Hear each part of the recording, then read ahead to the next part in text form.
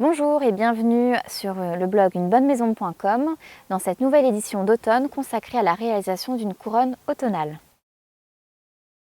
En ce qui concerne le matériel, vous aurez besoin d'un support circulaire en métal, de ciseaux pour couper vos branchages, de ciseaux pour couper le métal, enfin vos fils en métal, puisqu'on aura besoin d'un fil de fleuriste comme ceci, voilà, et de ficelles.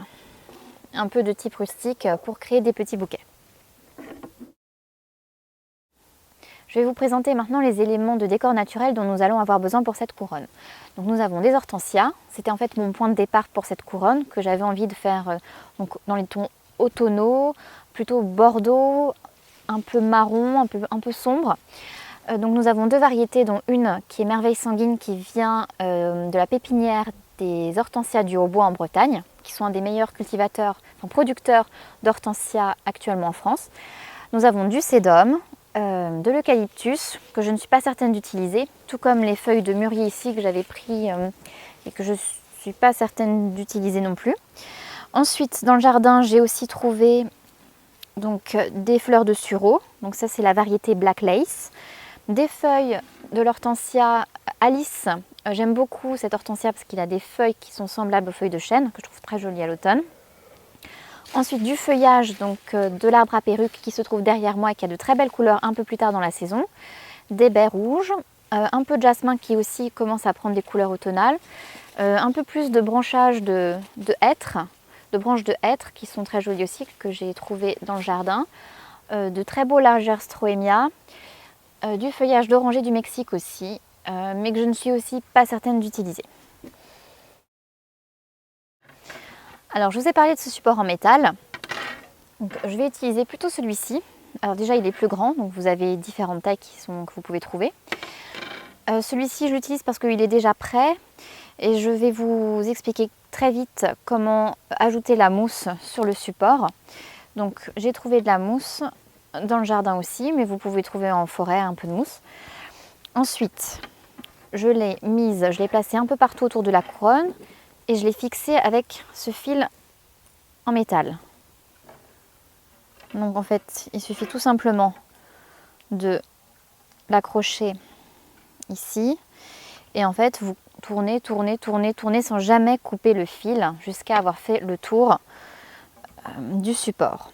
Alors, une fois que mon support est prêt avec la mousse va permettre de maintenir un peu l'humidité et de conserver la couronne un peu plus longtemps. Donc voilà, là j'ai placé tous les décors que je vais utiliser en sachant que je les ai déjà préparés à l'avance. C'est-à-dire, pour vous donner un exemple, dans le jardin j'ai pris ces baies. Je les coupe à peu près à la hauteur du petit bouquet que je vais faire pour les assembler autour de la couronne. Et je retire le feuillage du bas. Donc voilà, ils sont tous prêts, ils sont tous comme ça. Ça me fait gagner du temps. Donc l'idée, comme j'en ai parlé, c'est de créer des petits bouquets et de les assembler tout autour de la couronne. Alors il faut s'amuser, il faut essayer, tester différentes combinaisons. Ça ne va pas forcément marcher du premier coup, mais c'est pas grave. Alors là par exemple, je vais commencer avec les feuilles, les branchages de hêtre, éventuellement d'arbres à perruque. Alors ce que j'aime bien quand je fais les petits bouquets, c'est qu'ils soient plats en dessous, parce que c'est beaucoup plus facile de les fixer sous la couronne. Je vais regarder si je peux utiliser le Lagerstroemia, peut-être derrière, quelques petites boules. Donc il faut vraiment tester, essayer, voir ce que ça donne. Parce que ça ne va pas forcément marcher du premier coup. Donc voilà, une fois que mon petit bouquet me plaît, je prends la ficelle, je la coupe à peu près cette longueur, je l'enroule et je serre bien fort. Donc voilà, j'ai tous mes petits bouquets. Je vais maintenant les disposer autour de la couronne. Alors j'en ai 1, 2, 3, 4, 5, 6, 7, 8, 9. Je pense que ça sera suffisant. Donc je prends le fil, je le fixe au support Et comme toujours pour toutes les couronnes, on ne coupe jamais ce fil. On le coupera seulement à la fin. Et on commence à placer les bouquets.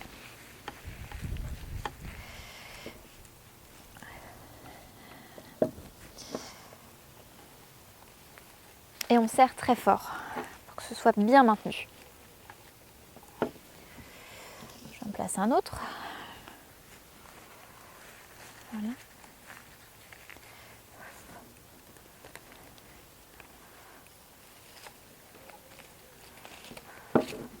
Et je fais en général 2 tours.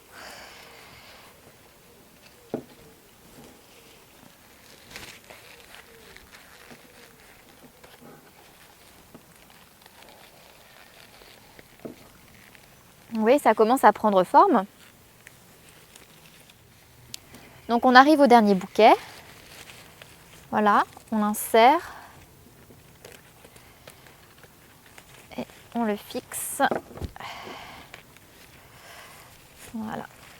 On peut éventuellement ajouter une petite branche. Voilà, pour cacher, mais là, c'est pas nécessaire. Voilà. Voilà, nous avons une jolie couronne d'automne dans des très jolies teintes bordeaux marron, ce que j'aime beaucoup. Nous allons maintenant mettre le ruban pour l'attacher et l'accrocher à un mur de la maison ou à un portail si vous le souhaitez. Voilà. J'ai sorti tous les rubans que j'ai, donc je conseille des rubans en velours. Les gros grains c'est très joli aussi, mais le velours a un côté plus chaleureux, plus cosy. Et il suffit de... Alors bon là ça c'est trop pareil, c'est pas assez tranché. Il suffit d'essayer. Voilà, bon finalement toutes ces teintes peuvent aller, c'est en fonction de vos goûts. Alors après vous pouvez l'attacher soit devant en faisant un petit trou, ou bien moi ce que j'aime bien aussi c'est l'attacher sur le support directement derrière. J'espère que ça vous a plu. Vous avez vu, c'est pas très compliqué. J'ai utilisé tout ce que j'avais dans le jardin et finalement quand on comprend la technique avec les petits bouquets, ça va assez vite et puis ça décore la maison joliment pour l'automne. Joyeux automne!